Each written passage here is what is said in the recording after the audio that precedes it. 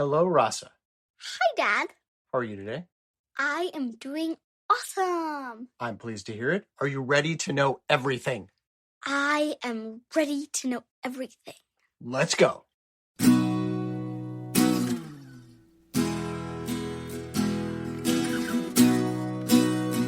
Today, I want to share with you a neat bit of logic. Ooh, I do love logic puzzles. So there are 3 terms I want you to learn.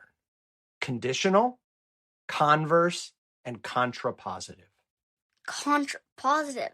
Try saying that 3 times fast. A conditional statement is just an if-then statement. If one thing, then the other. For example, if you will eat your dinner, then you can have dessert. If you are a human being, then you have a brain.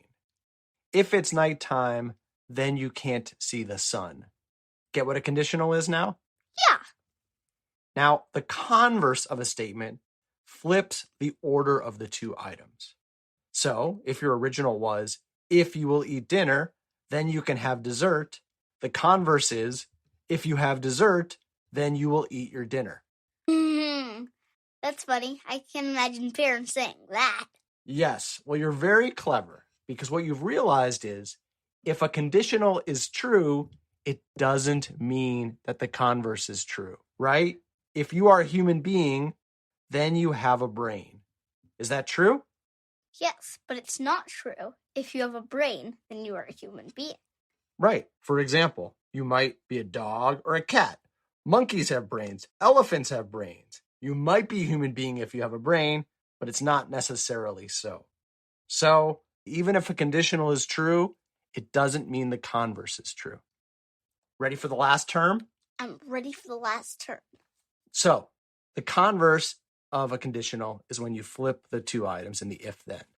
The contrapositive is you do the same flip, but you make them both negative. So let's use my brain example.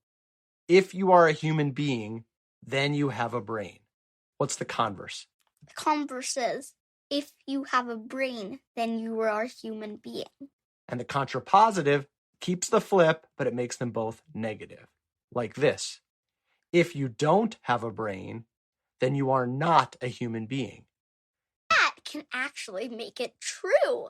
If a converse turns the statement into a false statement, then the contrapositive can make that statement true again. Yes, and in fact, that's always the case. If a conditional statement is true, then the contrapositive is also always true. And that's a conditional statement right there. So let's try it with one of our examples. If it's nighttime, then you can't see the sun. What's the converse? If you can't see the sun, then it's nighttime. That's right. So that's the converse, but not necessarily, right? You could be inside. You could have your eyes closed. You could be in a cave. The sun could be blocked by a cloud. Exactly. Now let's look at the contrapositive. If you can see the sun, then it's not nighttime. Yeah, and again, that's true. And let's go back to our original dessert example. If you eat dinner, then you can have dessert. What's the converse? The converse is, if you eat dessert, then you can have dinner. Right. And if we do the contrapositive trick to it, it's if you can't have dessert, then you didn't eat dinner. That might not be true, though. Maybe your parents will let you eat dinner, but not dessert. Well, it's just as true as the original statement. The original statement was, if you eat dinner, then you can have dessert. So they're both conditional. Exactly. If your parents hold up their end of the bargain of the conditional statement, then it guarantees that the contrapositive will come true too. True. So true.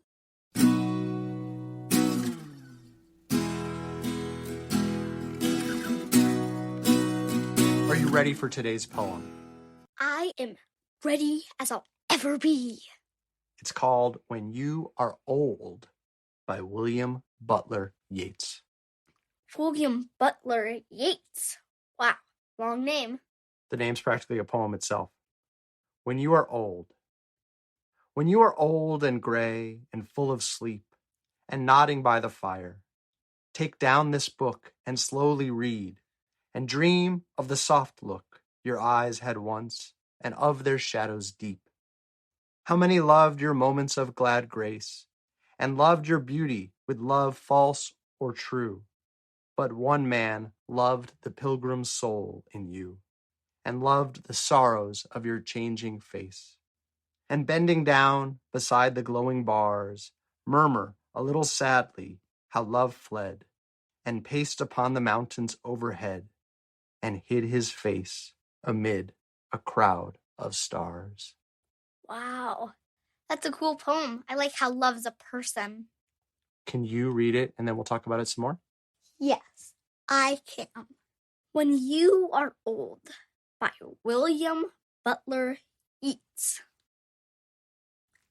When you are old and gray and full of sleep and nodding by the fire, take down this book and slowly read and dream of the soft look that your eyes had once and of their shadows deep.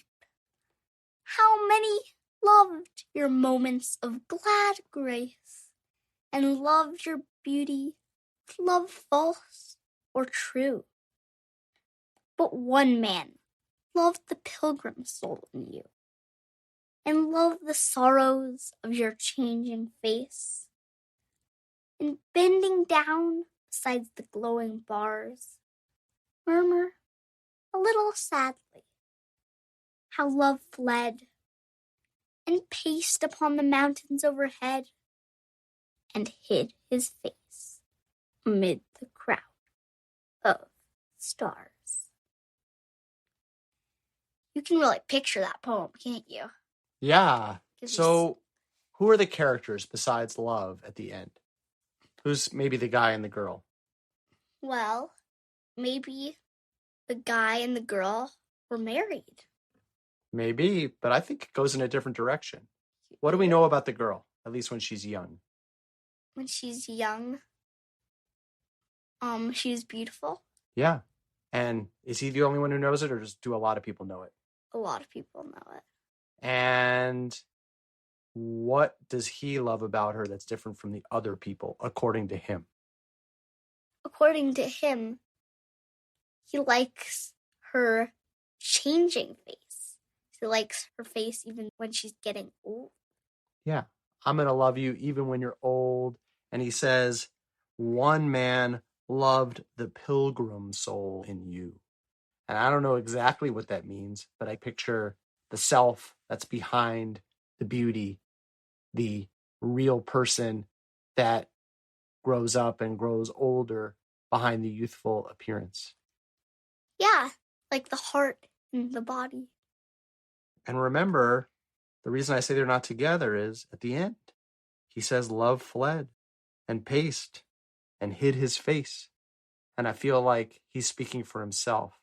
I think maybe if I remember the story right, this poet fell in love with a woman and he tried to marry her and she said no.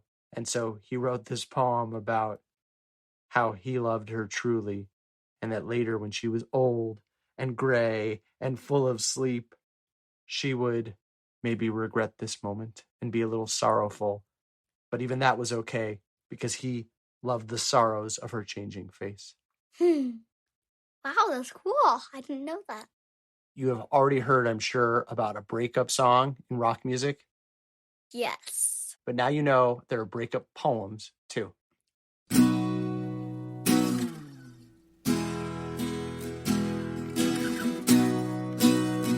Last segment of the show. Do you have a vexing question for me, Missy? Yes, I do, mister. My vexing question is, how do vacuums work? I don't know what goes on inside them, because I've never really seen a vacuum cleaner open. Right. We've seen air go out blowers all the time. That kind of makes sense. But how do you get something to suck in? Yeah. I'll check it out. I'll get back to you soon. Thanks.